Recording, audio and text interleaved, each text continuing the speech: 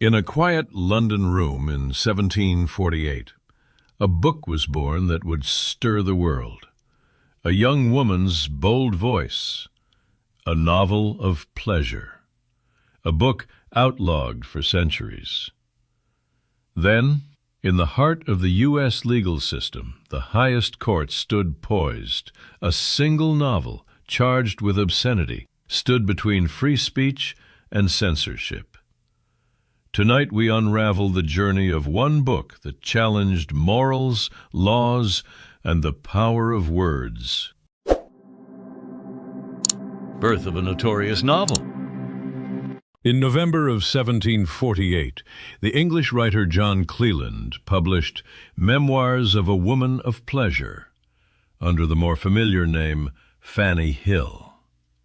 He had been in debtor's prison in London when he crafted the novel, a bold epistolary account of a young woman's passage through sexual awakening, love, loss, and society's underground world.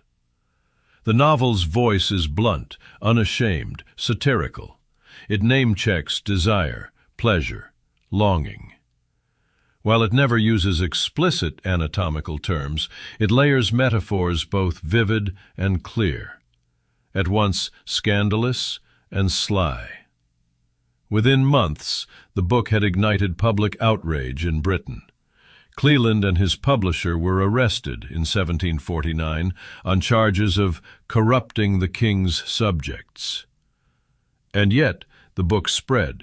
Pirated editions, whisper networks, hidden printings. The boundary between art and obscenity blurred. Readers were drawn to its daring. Critics saw moral decay. The book became a symbol of the clash between expression and restraint, and across the Atlantic, in the American colonies, the whispers had begun. The stage was set for a confrontation not only of pages, but of rights. From pirated pages to public outcry, the book did not remain confined to polite literary circles for long. It became underground, subversive. Pirate editions circulated in Britain, and illicit copies found their way to the American colonies.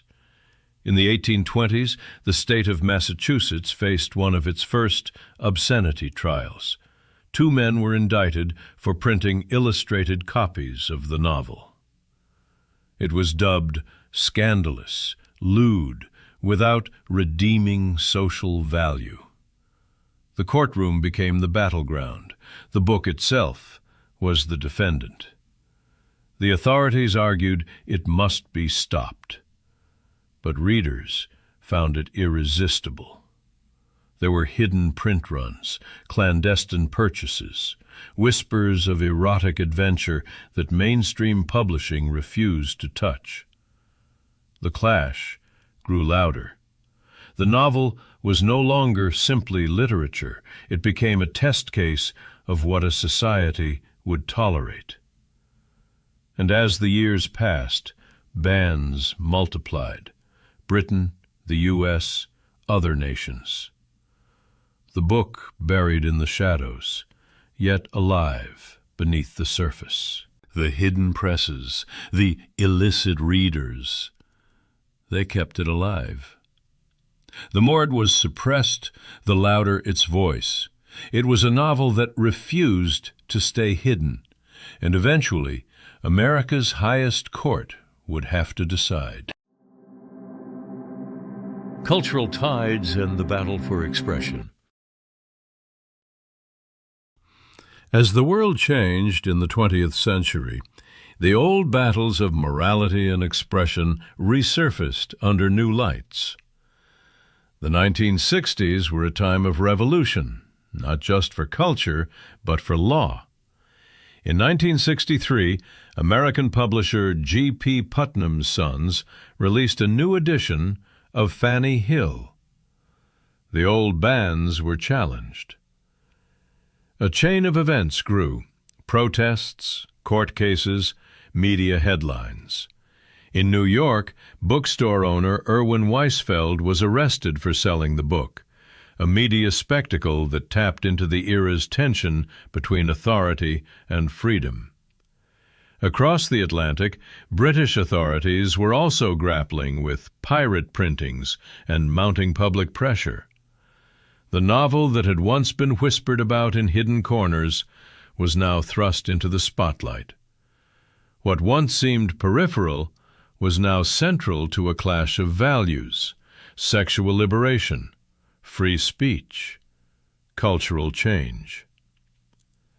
And at the heart of it all, a book that forced society to ask whether certain words or stories should be suppressed or be heard. The tide was turning.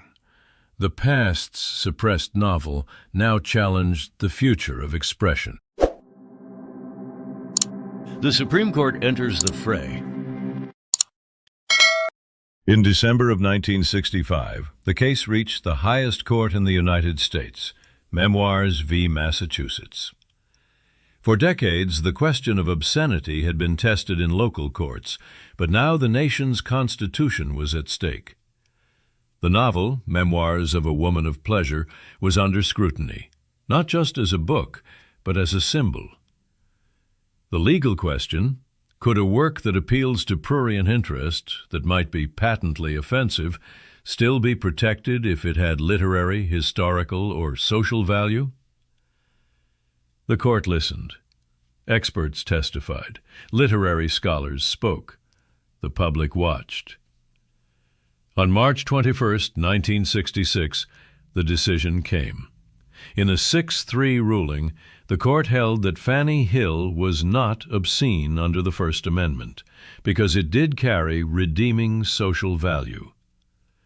Justice William Brennan wrote that the book's literary and historical importance gave it social worth.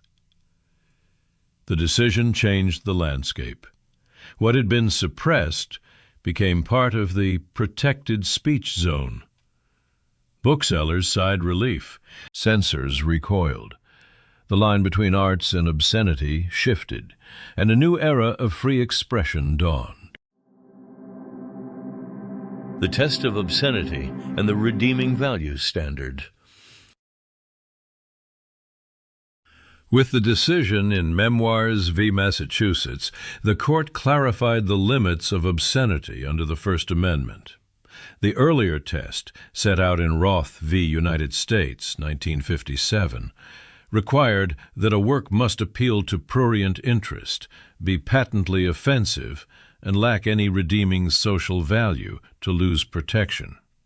In this case, the court found Fanny Hill met the first two, but not the third.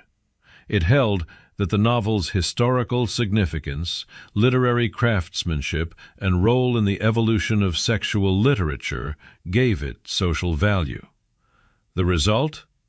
A landmark shift in constitutional law. Censorship by obscenity became harder to justify. Publishers gained confidence. Librarians breathed easier. Writers tested boundaries. The cultural impact spread, from books to film, from underground presses to mainstream shelves.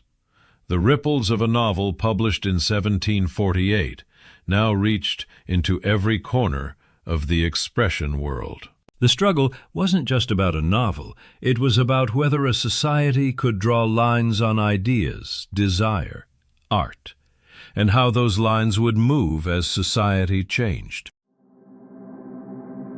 Aftermath and a changing cultural landscape. Once the court had spoken, the novel's legacy took on new dimensions. The bans that had concealed Fanny Hill gradually lifted. Finally, in the UK, thousands of copies had been seized in the early 1960s before the ban was finally dropped in 1970. The novel became part of popular culture, literary discourse, and academic study. It was no longer simply a dirty book hidden in back rooms. It was a marker of cultural change. The impact of the court's ruling stretched beyond one novel. The publishing industry shifted. The marketplace of ideas broadened. and the conversation about censorship, sexuality, art became more open. Readers encountered works exploring desire, power, and society.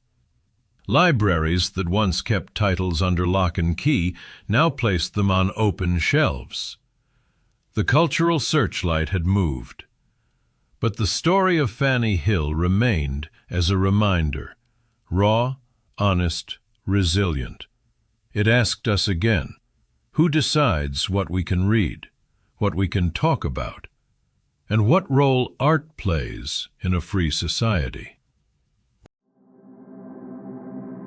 Legacy in literature, law, and freedom. The story of Fanny Hill is more than about one controversial novel. It became a symbol in multiple arenas: literature, law, society. In legal doctrine, it stands as a precursor to the eventual Miller v. California standard, 1973, which further refined obscenity law, but still carried the echoes of Memoirs v. Massachusetts. In literary studies, the novel invites debate about sexuality, class, narrative voice, publication history. In culture, it stands as a signpost of changing norms. What was hidden becomes visible. What was taboo becomes discussed. For free speech, it marks a turning point, when a work once deemed unfit for public sale became protected under the First Amendment.